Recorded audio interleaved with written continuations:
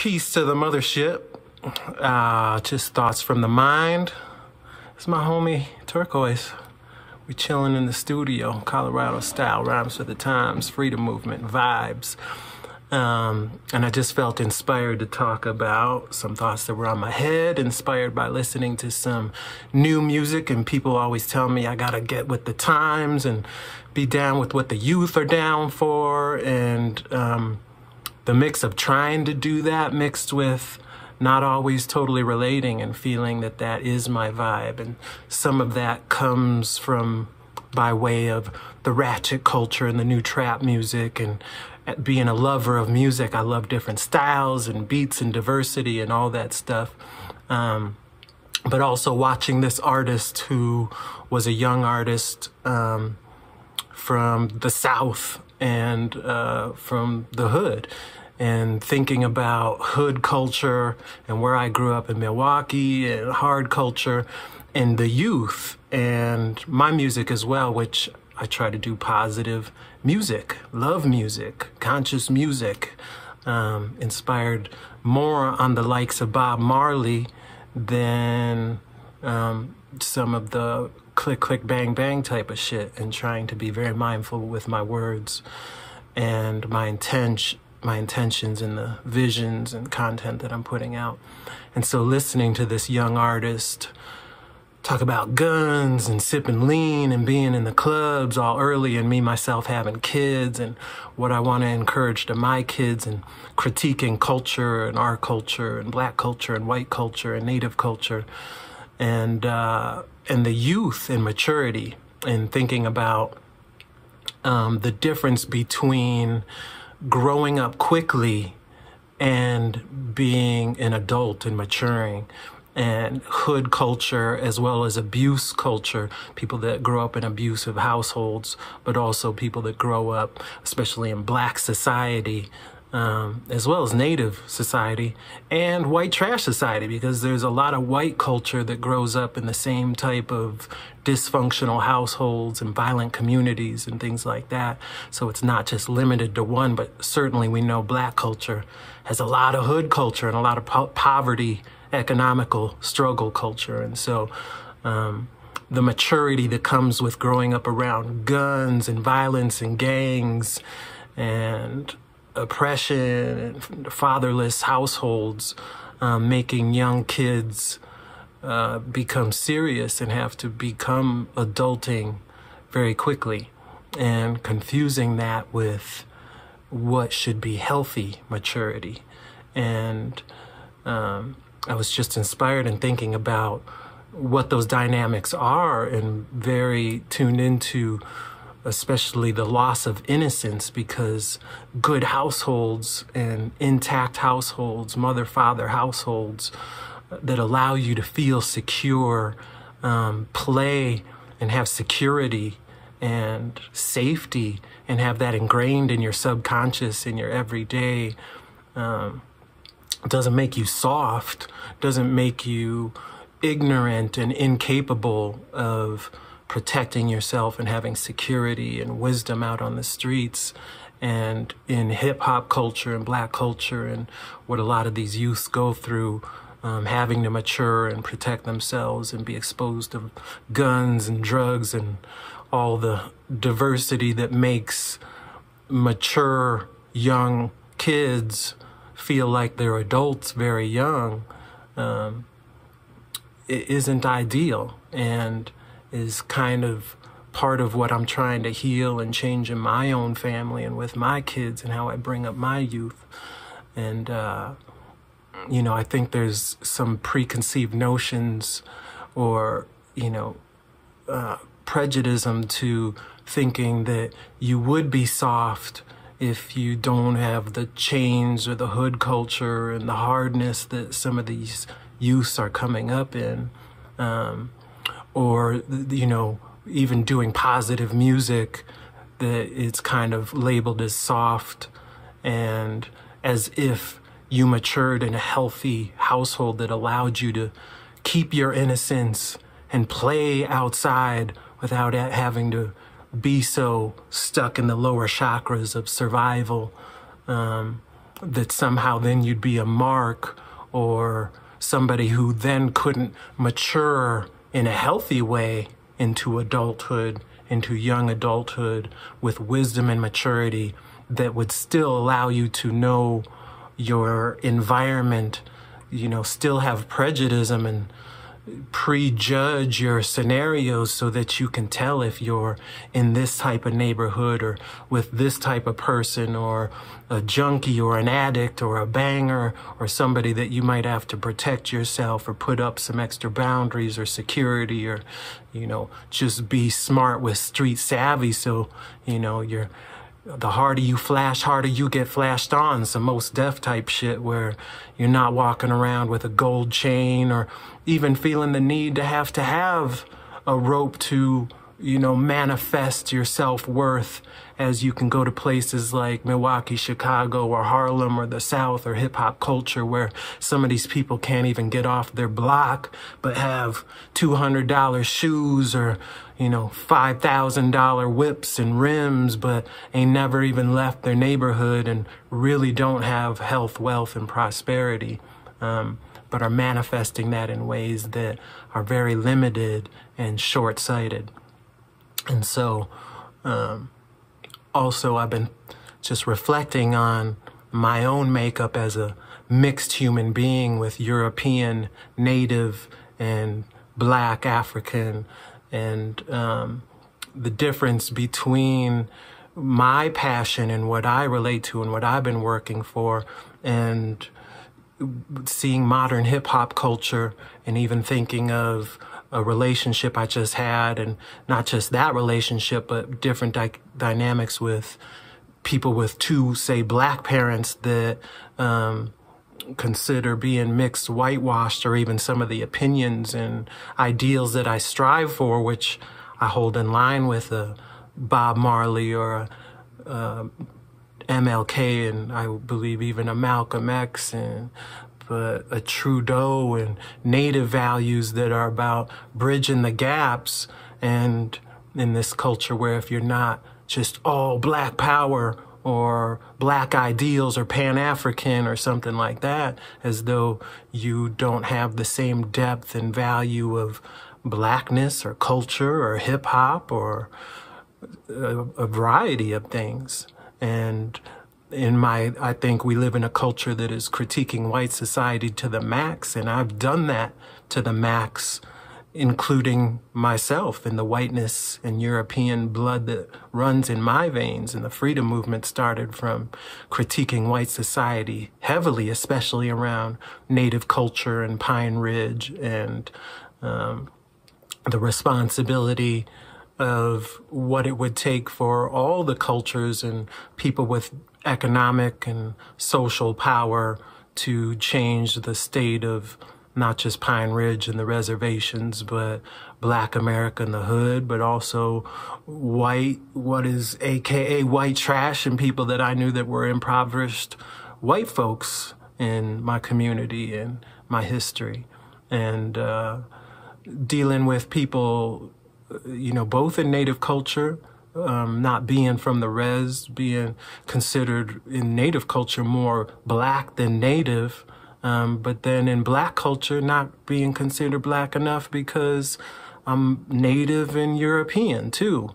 And so as I got critical and introspective on self-accountability, Native culture, Black culture, victim mentality, and self-responsibility, and having people in Black culture or my ex or some of the friends that I had that, my ex had said a statement like that sometimes it seems like I don't even like Black society or Black culture because I would be critical of, Milwaukee and Chicago and Black on Black violence and victim mentality and gang culture and killing your own people and just being violent in general, and self-accountability, and just reflecting on hip-hop that I'm still hearing today, and the industry and these labels that I feel do have an agenda of promoting certain types of hip-hop over other messages and other artists that have especially more positive, constructive messages, and even just narratives of self-accountability and ultimately love and progression in ourselves and our own health and our own responsibility, but then in our families and then to our culture and then globally. And so, you know, we could point fingers at the New Deal and the Great Society and the welfare state and all the things that is generalized as white supremacy that, you know, made, you know, African communities, Native and reservation communities be in the position that they're in, which I've pointed at a ton, but I do think it's also important to point at our own self-accountability and be able to do that positively with good communication and articulation without having it be like self-hating, whatever it is. You know, they say self-hating Jews or Uncle Toms for Black culture that, you know, tries to better themselves, that are viewed as being too whitewashed or into white society, white ideals or white prosperity, as though the notion of being healthy and prosperous or even articulate, like, you're so articulate, as though that has something to do with losing your culture or not having a Southern or Creole slang or a ghetto or hood slang, because I went to a university or something like that, or read a lot of books or tried to enrich my mind and don't always speak like I might speak when I'm back home with some of the people that I grew up with, or being out in Colorado where there, to me, isn't as much of a hood culture as there was where I grew up.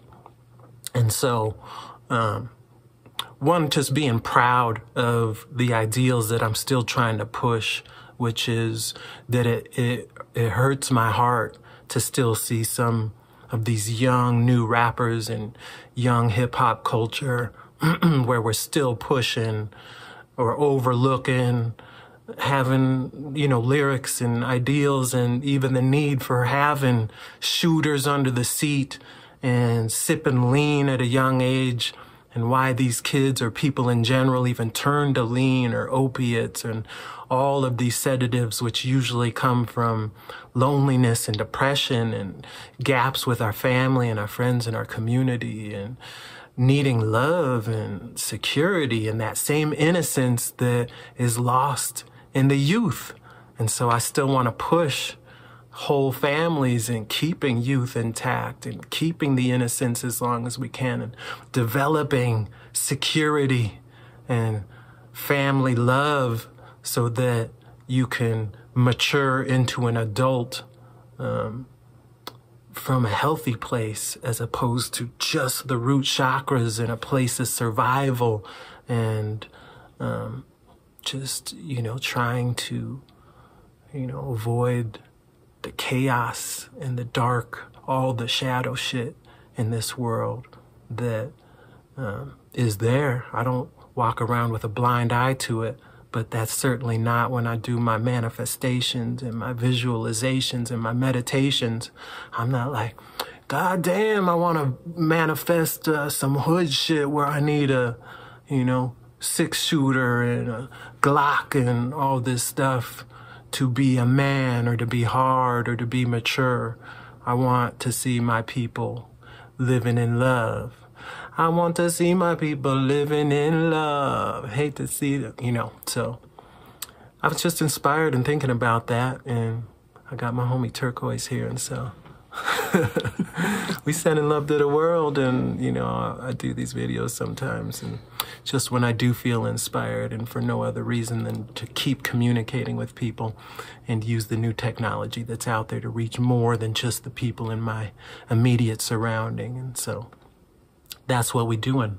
Elevated freaks, raising the frequencies. That means something to me. So that's my 2 cents, Turquoise. You inspired by anything? Got anything you want to add to this world, this conversation? I just put Turquoise on the spot because she's in my home, and so I'm like, I got to put my 2 thoughts out to the world. So you want to jump in? Well, yeah, that riff reminds me, I was having a discussion in Circle earlier today, and sacred wounds, how to do this golden rejoinery. And the metaphor I'm using is coming from Japanese pottery of kintsugi, when they break the pot and they rejoin it with this golden thread.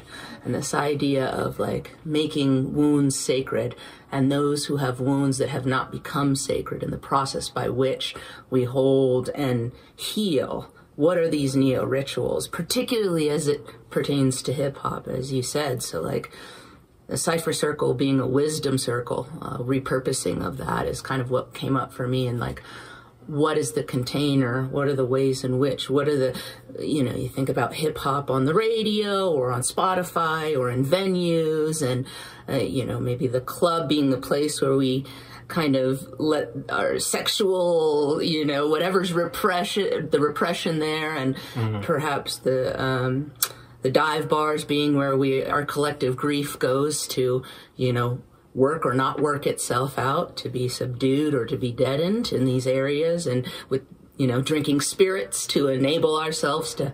So what are the new locations? What are these kind of new ways of doing this, and how does it shift?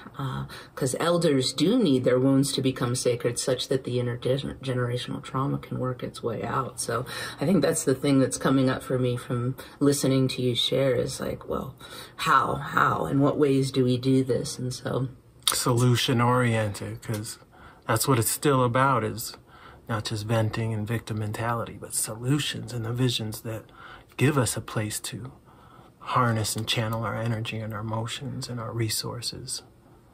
I'm with it. Sorry not to cut you off. No, you came in the perfect time. It's just, I'm just thinking on that, and like, what can we co-create? Because it's not an answer I have. And can even come up with from one person. It's a collective, co-creative force that'll create these new spaces in which we can heal ourselves, and taking the initiative to do it. Not only creating positive music, but creating spaces for positive music, creating spaces for healing, and not just the traditional spaces, and popularizing them and stepping into them and doing the work ourselves, taking that, as you said, self-ownership, self-accountability, and collective ownership and collective accountability, the kind of the individual and the collective having this good pendulation that both and are happening at the same time, and getting that into our bodies and not only our minds, not only speaking it here, but doing it and being it and living it.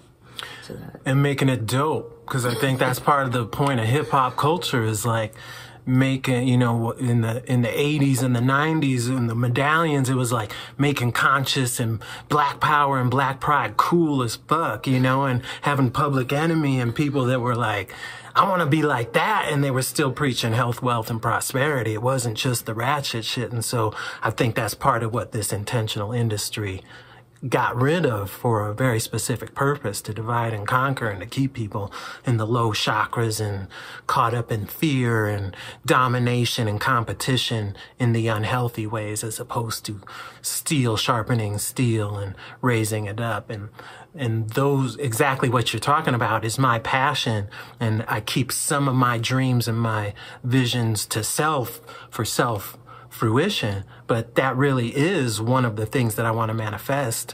And so if y'all want to donate, find some way to kick us money through rhymesforthetimes.com. But that is my vision, is the venue state of the art, where I think mentorship and what you're saying, not just healing, but inspiring. And it doesn't always have to be shadow work and things like that. It can just be connecting with our peers in a place, a venue.